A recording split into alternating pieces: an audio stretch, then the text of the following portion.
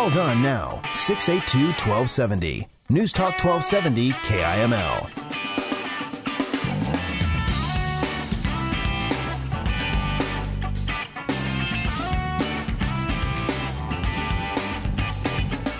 News Talk 1270 KIML.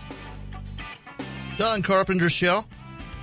Welcome back at 7:08. So yesterday we talked a little bit about this new unified agenda that the administration is proposing, and some of the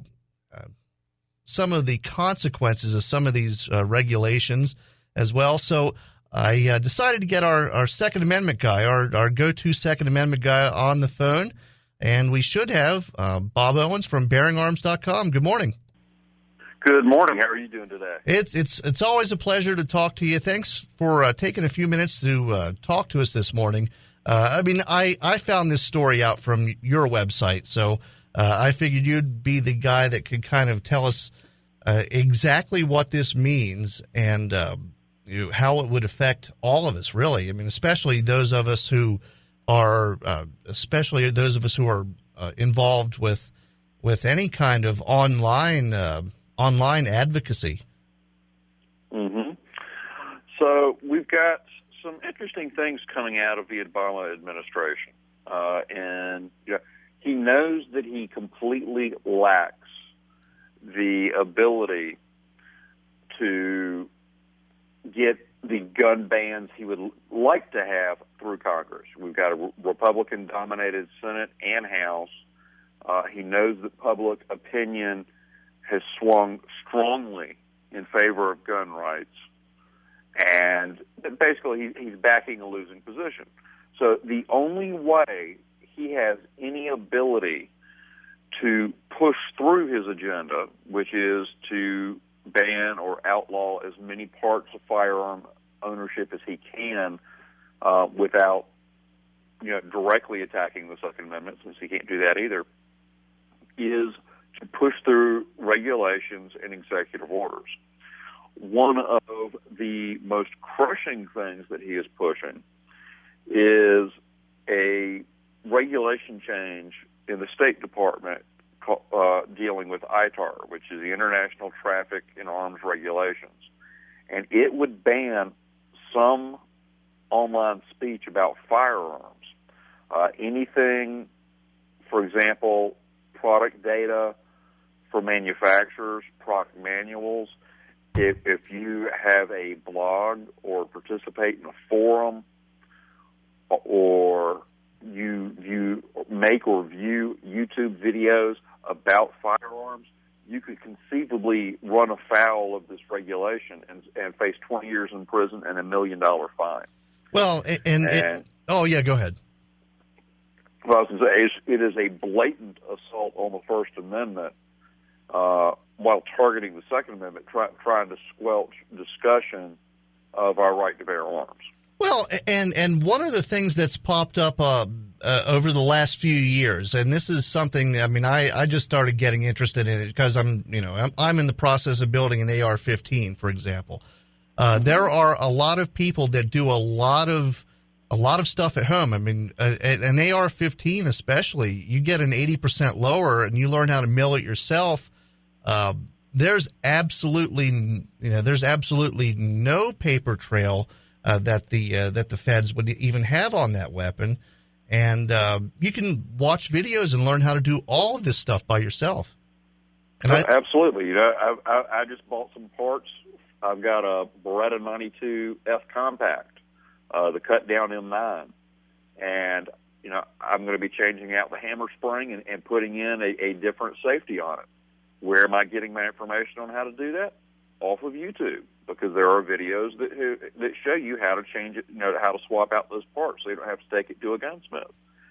This law or this regulation change would target this stuff, and if you do not have pre-approval of the State Department, and you can imagine how long this is going to take to get, then you can run afoul of the law, because they're trying to redefine online speech as arms exporting.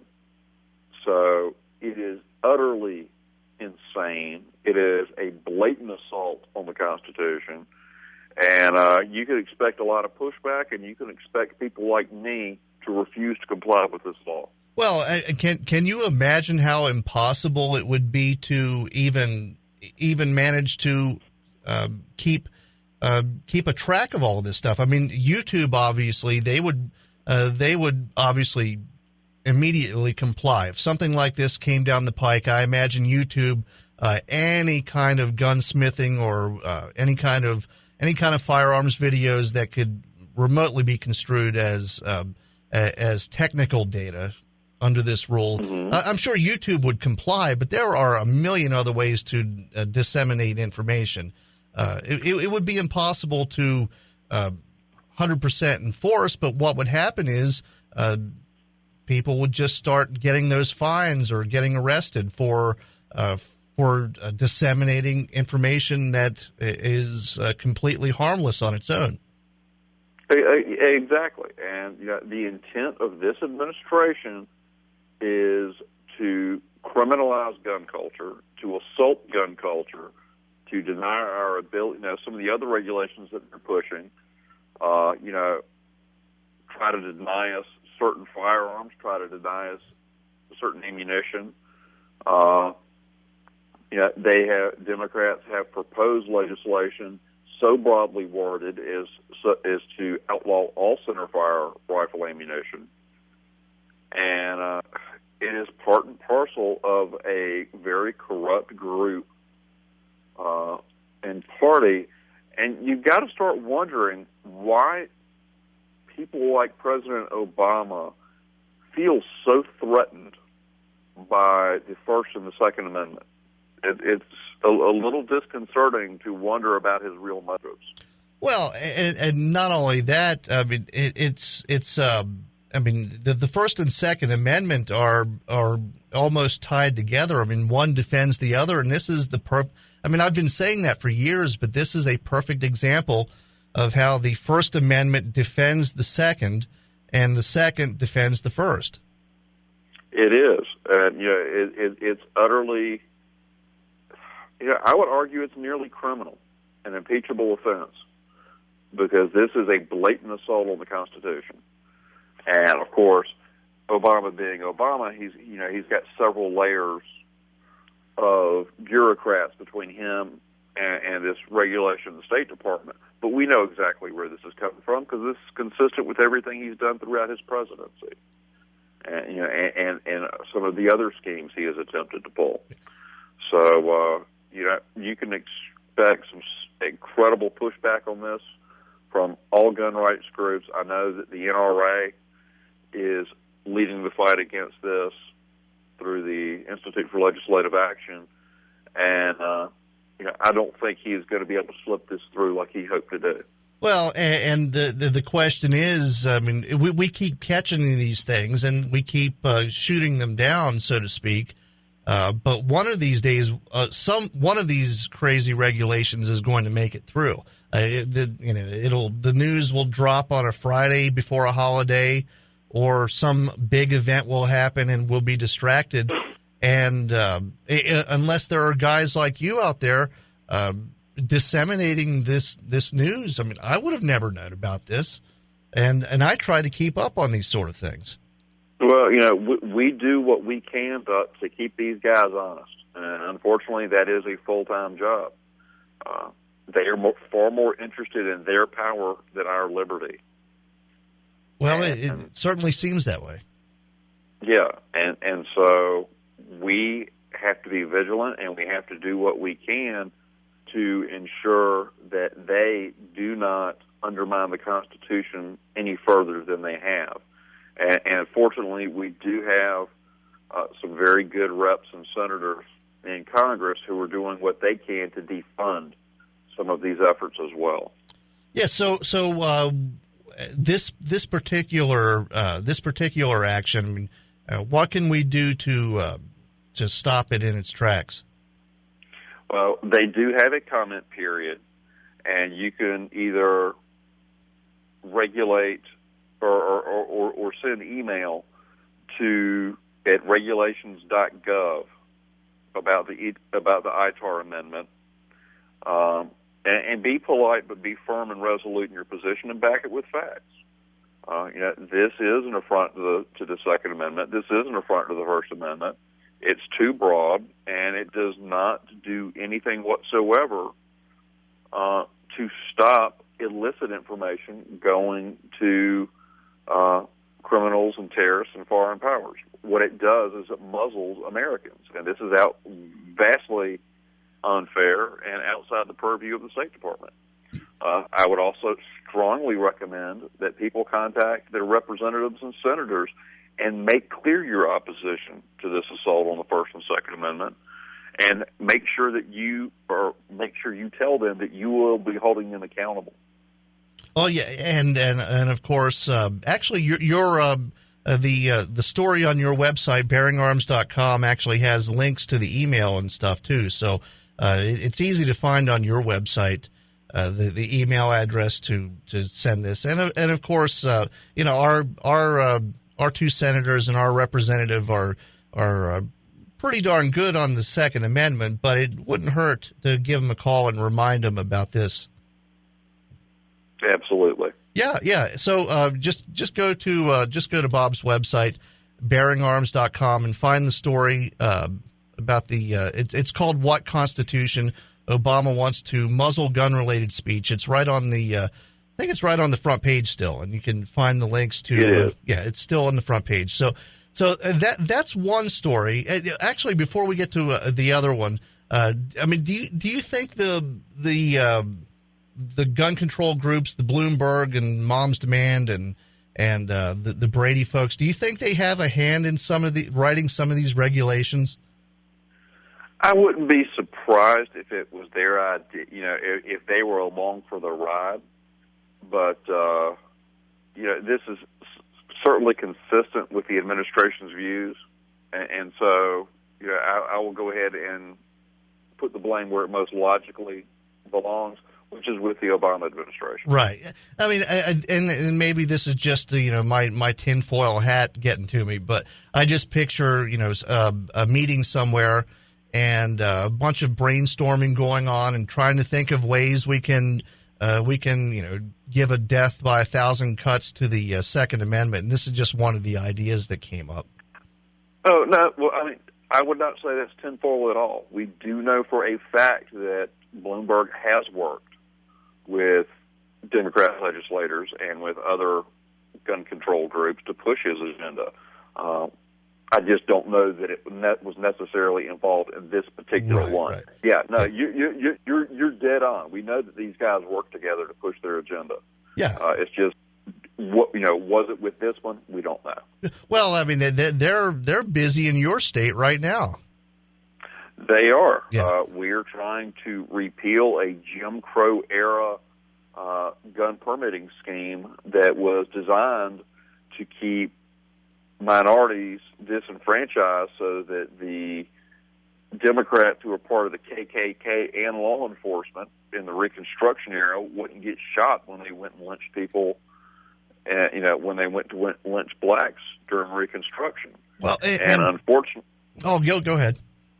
And unfortunately, the sheriffs are a little drunk on their power and don't want to give up the small fees that they have, and they don't want to give up the ability to summarily deny people a permit just because they don't like them, which is what the current system allows.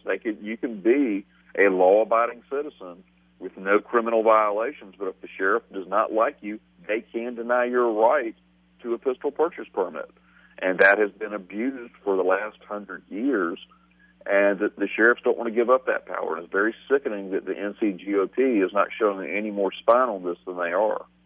Well, and I have family in North Carolina, and I had no idea that you need a permit to even purchase a pistol in North Carolina. And is that even for a private purchase? There's no private purchase allowed? You can have a private purchase, but you have to get a permit from the sheriff. But here's the thing. So it's not a private purchase? Well, you have to get a purchase for a handgun. It doesn't say which one. Okay. But what's so stupid about it is there's no requirement for anybody, whether you're a dealer or a private citizen, to do anything with the permit. All they know is that, hey, we got some money out of you, made you waste part of your day to go downtown to the sheriff's department and file and then wait for however many days it is in any given county to get this permit. There's no accountability. You don't know who bought what from whom, and there's no. It doesn't prevent anything. And most people, as a practical matter, simply ignore the law when it comes to private sales. So it's an utterly pointless law that nobody follows anyway. Well, and of course you mentioned, I mean, it's an old Jim Crow era law. I mean, the idea was to get a list of gun owners. I mean, it's just like any other permit scheme. You don't really need a list of the guns. You just need a list of the people that own the guns. Then if you need to go around and pick them up, you have a list. You can go and tear houses apart and get whatever guns you need. So, and that's one of the reasons why I never bought into those pistol purchase permit schemes and all that kind of stuff. Fortunately, I've never lived in a state where you had to do that, but that's just another one of these runarounds to try to get a registration list of gun owners. Okay, so I got off in a little bit of a tangent there, but I just wanted to get your view on what's going on in your state. But there's one more Second Amendment related story the last couple of days that I wanted to just kind of talk about briefly. I know there's not a whole lot known right now about this decision, but the Supreme Court refused to review a lower court's decision on a law in San Francisco, I believe, right? That is correct. There was a case, Jackson versus the City and County of San Francisco, which challenged a requirement in San Francisco that all handguns not under your immediate control need to be locked away. And there was another regulation along with that bans the sale of hollow point ammunition within San Francisco. You could still buy it elsewhere and bring it back to San Francisco. Ownership is legal, but they have this dim-witted view that banning hollow points is somehow going to make things safer when Full Metal Jacket bullets just over-penetrate and keep right on going. It was a law written in ignorance, as so many gun control laws are. And so what happened is this is roughly the same sort of case that we saw in Heller, which the court slapped down the District of Columbia. This should have been a no-brainer, but because there was apparently because there was a lack of a circuit split on this, SCOTUS has passed over it, and there are going to be other opportunities to address this and to address similar laws. But Scalia and Thomas, recognize this for what it was. This was an attempt to go around Heller, and it's going to be very interesting when somebody is finally charged under the safe storage law, or somebody buys hollow point ammunition within San Francisco, because California actually has fairly decent preemption laws, and I don't think that the regulations will stand up under those laws. So one way or another, I think that these laws are going to end up being struck down, even though, once again, the Supreme Court decided to punt instead of hear a case. Well, and of course, my fear is something would happen like happened in this this New Jersey story recently. Someone breaks into a legal gun owner's home in the middle of the night, and the person can't get to their home defense weapon because it's locked in a safe. I'm just afraid something like that's going to happen before this is all decided. Yeah, it is quite possible that things like that do happen. Not everybody has a fast opening safe. There are a lot of people who use a key operated or a combination lock on their gun safes, and under stress, it can be tough to get into this. A keypad operated or a biometric safe tends to be a lot faster, but even they can be erratic, and so requiring, I do keep all my guns locked up, but I also have made sure that my house is hardened so I have the ability and time needed to get to my firearms if anything less than a SWAT team hits. Well, and I think I think more and more people are starting to go that direction. People are starting to realize that, look, you're going to have to lock your weapons up because that's the safe thing to do, but you need to make sure the rest of the house is just as secure. Absolutely. And so, we've taken steps to harden our home, both externally and internally. And there are a lot of great places to go online to get tips on how to do those things. And, I strongly advise that people lock up their firearms, but it boils down to being something that should be a personal decision of how and where that a properly educated gun owner should decide on their own. This is not something that the state should be mandating. Well, and not all, yeah, exactly. Because again, there are 310 million people in this country, probably 100 million households, and every one of them has a unique safety situation. It's just there's no way one blanket law could cover everybody's situation, and it ends up making people less safe in the end. And I just wanted to kind of go over that just really quickly. I know we'll probably see another case brought before the Supreme Court next year on something similar. So we'll probably be having this discussion again next June. Very well could. Yeah. Okay. So we're almost out of time here, but I wanted to make sure I gave you a chance to talk a little bit about your website and your social media. Anything else you want to plug? Feel free. Again, bearingarms.com, of course. Absolutely. We are found on the web at bearingarms.com. You can find us on Facebook at Second Amendment Supporters, and that is 2ND Amendment Supporters on Facebook.